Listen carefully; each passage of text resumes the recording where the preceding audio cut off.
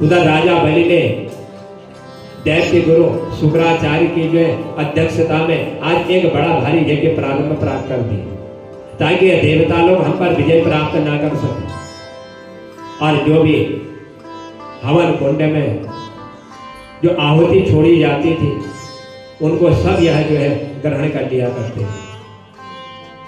आज जो है लक्ष्मी सहित भगवान विष्णु ने जब इनका आह्वान करना प्रारंभ किया, सो हे महाराज उसी समय भगवान विष्णु जो है एक बटुक का रूप धारण करते हुए उस बलि के उस यज्ञ में जो उपस्थित हो और बलि के यज्ञ में उपस्थित होकर के भगवान को इस रूप में देख करके आज जो है ऋषि ने, जो शुक्राचार्य दैत्यों के गुरु थे, इन्होंने जो है अपनी ज्ञान दृष्टि से इनको पहचान लिया कि कोई बालक नहीं, ये तो साक्षात भगवान है जिन्होंने बट रूप में अवतार लिया हुआ है इन दैत्यों का नाश करने के लिए और बलि को पाताल भेजने के लिए। सब कुछ देख लिया शुक्राचार्य ने। एकांत में राजा बलि को बुलाया और एकांत में राजा बलि को बुला करके आज सारी बात जो है बतला दी। कहा कि महाराज ये आप जो यज्ञ कर रहे हो, आपके यज्ञ को विघ्न करने के लिए, विघ्न डालने के लिए भगवान वामन रूप में आए हुए हैं। यदि ये आपसे कुछ भी मांगे, कुछ भी आपसे कहे तो इनको देना मत। यदि आपने दे दिया तो समझ लो आपका यज्ञ जो है ये विध्वंस हो जाएगा, समाप्त हो जाएगा। आज शुक्राचार्य राजा बलि से कहने लगे कि तुम्हारा राज्य प्राप्त करने के लिए ही अदिति के गर्भ से जन्म लेकर के विष्णु रूप में तुम्हारे इस यज्ञ में ये भगवान बटुक रूप में पधारे हुए। ये अदिति के पुत्र हैं। अदिति तपस्या कर रही थी, भगवान ने दर्शन दिया, कहा कि पुत्र के रूप में मैं तुम्हारे घर में जो है जन्म लूंगा। आज वही भगवान बटुक रूप में उनके घर में जन्म लेकर के आज तुम्हारे से यज्ञ में विराजमान है, इसलिए तुमको कुछ देना ना। जो ही शुक्राचार्य आचार्य को बनाया हुआ था और आज आचार्य अपने ही यजमान से जब ऐसी बातें करने लग जाए तो कौन उस पर जो अपने आचार्य पर विश्वास करेगा? कोई विश्वास नहीं कर सकता, क्योंकि आचार्य का कर्म होता है कि अपने यजमान को जो है अच्छे मार्ग की ओर अग्रसर करना, जो यज्ञ चला उस यज्ञ को पूर्ण करना। और जो ही राजा बलि ने आज ये बात सुनी शुक्राचार्य के मुंह से, कहा राजा बलि ने, हे गुरुदेव आप मेरे आचार्य हो और मैं आपका पुरोहित हूं। आचार्य का यह कर्तव्य नहीं होता है कि एक पुरोहित को धर्म अधर्म का उपदेश देना, यह आचार्य का परम कर्तव्य नहीं है। घर आए हुए याचक को यदि घर में कोई आ जाता है तो उसको दान देना चाहिए, उसको दान से वंचित नहीं करना चाहिए। यदि उसको दान नहीं दिया जाता तो अधर्म का आचरण होता है, वो अधर्म का मार्ग है और आप मुझे उसी अधर्म का उपदेश दे रहे हो।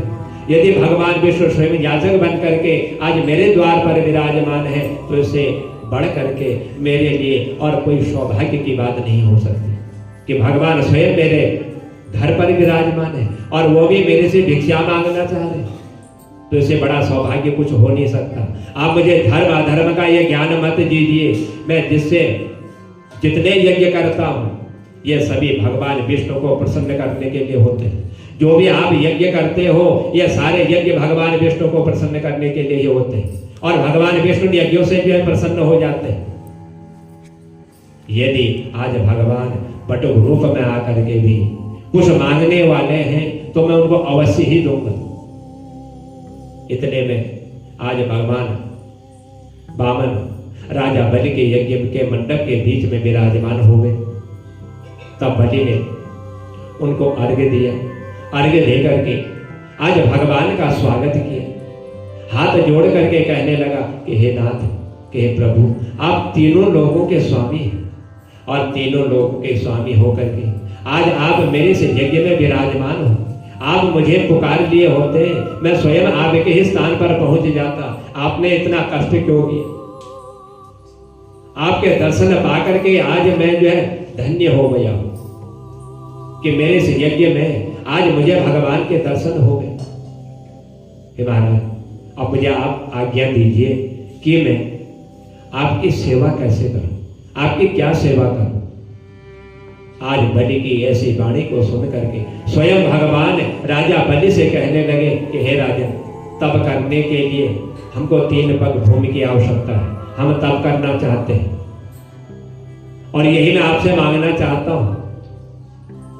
राजा बलि, जिसका पूरा साम्राज्य फैला हुआ था, हंसने लगा भगवान की ऐसी वाणी को सुन करके और कहने लगा कि हे बटुक, कि हे भगवान, तुमने हमसे मांगा तो क्या मांगा, 3 पग भूमि मांग रहे हो। मैं तो राजा हूं, वो भी राजा बलि, मेरा साम्राज्य बहुत फैला हुआ है। कुछ धन, ग्राम, शहर, हाथी, घोड़े इत्यादि मांग लिए होते तो मैं तुम्हें दे देता, तुमने तो मात्र 3 पग भूमि ही मांगी। यह सुन करके वामन भगवान कहने लगे कि हे दैत्यराज, मुझे किसी प्रकार का कोई प्रलोभन नहीं है, मुझे इससे ज्यादा किसी चीज की आवश्यकता ही नहीं है। मुझे तो मात्र चाहिए 3 पग भूमि चाहिए, मुझे तपस्या करनी है, इससे ज्यादा मुझे कुछ आवश्यकता ही नहीं है। आज भगवान के ऐसे वचनों को सुन करके राजा बलि जो है बड़ा आश्चर्यचकित हो गया कि भूमि दान करने वाला जन्म और मृत्यु के मुक्ति को प्राप्त कर लेता और भगवान के परम पद को प्राप्त कर लेता। जो भूमि का दान करता है, सो हे राजन, यह पृथ्वी हमेशा किसी के पास रहती नहीं। आज तुम्हारे पास है, तुम राजा हो, कल तुम चले जाओगे, कोई दूसरा आकर के इस भूमि का भोग करेगा। यह भूमि किसी के पास रहती नहीं और ना ही किसी के पास धन हमेशा रहता है। आज तुम्हारे पास है, कल किसी के और के पास होगा, क्योंकि लक्ष्मी बड़ी चंचल होती है। इसलिए हे राजा, सारी पृथ्वी को भोगने वाले मानधाता जैसे राजा आज कहाँ चले गए। जो पूरी धरती के राजा बने हुए थे, सारी धरती पर उनका साम्राज्य था, आज वो भी चले गए। इसलिए भूमि जो है हमेशा किसी के पास रहती नहीं है। स्वयं महाराज वे बड़े धन्य हैं। आज भूमि दान से उत्तम जो है इस पृथ्वी पर कोई दान नहीं है। इसलिए हमारा यह सबसे उत्तम दान है और भूमि दान देने वाला ना तो कोई हुआ है और ना ही कोई आगे को होगा। इस संबंध में तुम्हें एक प्राचीन इतिहास सुनाता हूं। सुनिए राजा बलि। आज भगवान स्वयं राजा बलि को भूमि दान के बारे में एक प्राचीन कथा का श्रवण कराते हुए कहते कि हे महाराज, आपने कथाएं सुनी होंगी, आपने पुराणों का श्रवण किया होगा, सब में आपने सुना होगा कि भूमि दान से बढ़ करके कोई दान नहीं होता है। एक प्राचीन समय की बात है कि एक भद्रमदी नाम का एक दरिद्री एक ब्राह्मण था। उसके यहाँ पर जो है श्रुता, सिंधु, यशोमती, शोभा, कामनी और मालिनी नाम की उसकी 6 स्त्रियां थी और इन 6 स्त्रियों से अनेकों उसके पुत्र हुए। ये सभी जो है भूख से अत्यंत दुखी हो गए। तब दरिद्रता के कारण वह ब्राह्मण कुटुंब सकुटुंब सहित जो है आज कौशाम्बी नाम की नगरी की ओर इसने प्रस्थान कर दिया।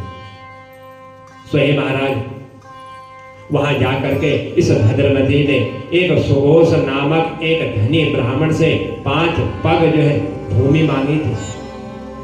मैं तो 3 पग मांग रहा हूं, इसने तो 5 पग भूमि मांगी थी उस ब्राह्मण से, क्योंकि संतान इसकी ज्यादा थी, 6 इसकी पत्नियां थी, खाने को भोजन नहीं मिलता था, रहने के लिए स्थान नहीं था। इसलिए पहुंचा उस ब्राह्मण के पास, 5 पग भूमि इसने मांगी थी, तो उसने इसको 5 पग भूमि जो है इसको दान कर दी, प्रदान कर दी।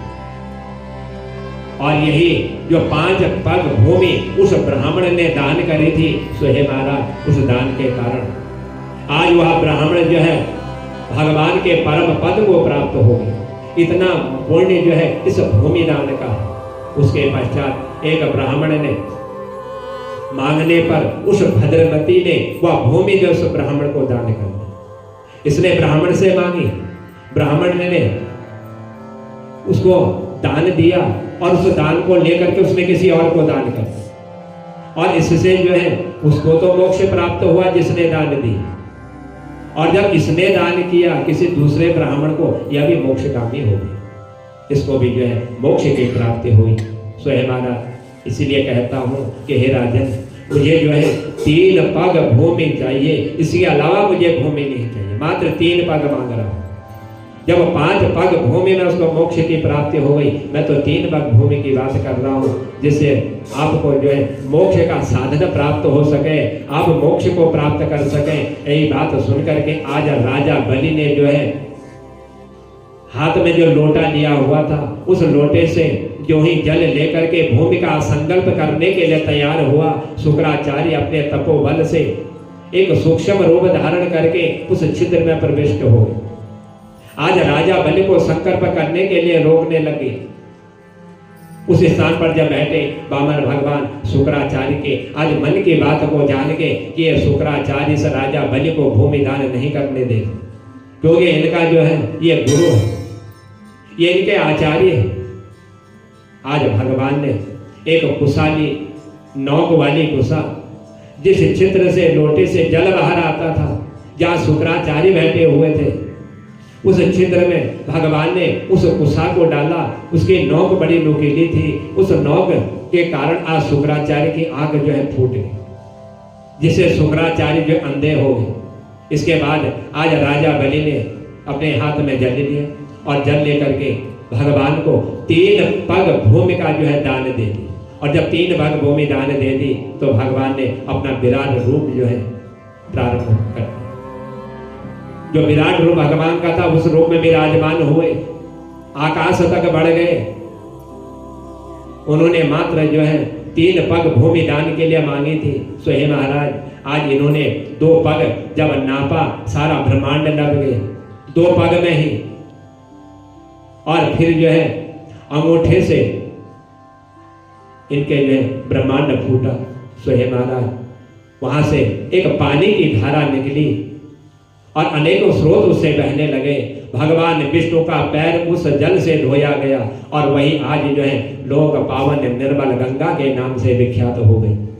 सो हे महाराज, आदि देवताओं को पवित्र करता हुआ और सप्त ऋषियों को सेवित करता हुआ यह पर्वत पर पड़ा, जहां से गंगा के नाम से विख्यात हो गई। आज ऐसा दृश्य देख करके समस्त देवता ऋषि मुनि इनकी स्तुति करने लगे और स्तुति करते हुए कहा कि हे अनंत मूर्ति, सबके स्वामी, आपको हम दंडवत प्रणाम करते हैं। आज ऐसी स्तुति सुन करके भगवान ने सब देवताओं को उनका अपना अपना स्थान दे दिया। और फिर उस राजा बलि से कहा कि हे राजा बलि, 2 पग मैंने नाप लिया है, अब भूमि बची हुई नहीं है, सारा ब्रह्मांड नाप गया है, सब कुछ नाप लिया। अब मेरा 3रा पग अभी शेष बचा हुआ है। अब बतलाओ इस 3रे पग में मैं क्या नापूं, क्योंकि आपने संकल्प किया हुआ 3 पग भूमि का, 2 पग में ही सब कुछ नाप लिया। आज राजा बलि भगवान के ऐसे रूप को देख करके बड़ा आश्चर्यचकित हुआ। वचन दिया था 3 पग भूमि दान करने का। जब 3रा पग भगवान मांगने लगे, राजा बलि ने कहा कि हे प्रभु, जब तो 2 पग में आपने सब कुछ नाप लिया, अब मेरे पास कुछ बचा हुआ नहीं है, अब 3रा पग आप जो है मेरे सर पर रख दीजिए। क्यों ही आज राजा बलि भगवान से 3रा पग अपने सर पर रखने के लिए कहता है, तो तुरंत भगवान ने जो है अपना पैर उठाया, आज राजा बलि के सर पर वह पैर रखा और राजा बलि को मोक्ष प्रदान करते हुए भगवान ने आज बैकुंठ का जो है राजा बना दिया।